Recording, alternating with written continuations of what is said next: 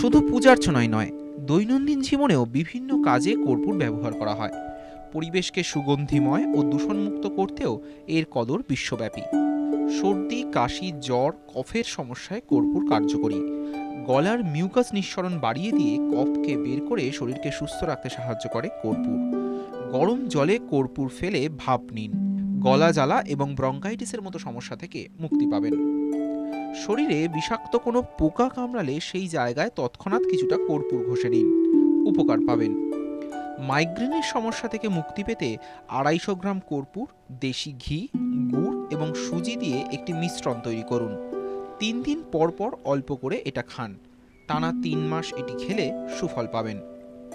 দাঁত ও মুখের দুর্গন্ধ দূর করতে কর্পূরের তেল দাঁতের গোড়ায় লাগাতে পারেন।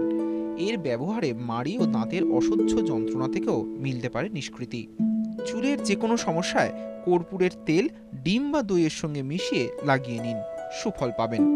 পোড়া, চুলকানি, ফাটা গোড়ালির মতো সমস্যা থেকে মুক্তি পেতে নিয়মিত কর্পূর ঘষুন, তারপর ময়েশ্চারাইজার লাগিয়ে রাখুন, উপকার পাবেন।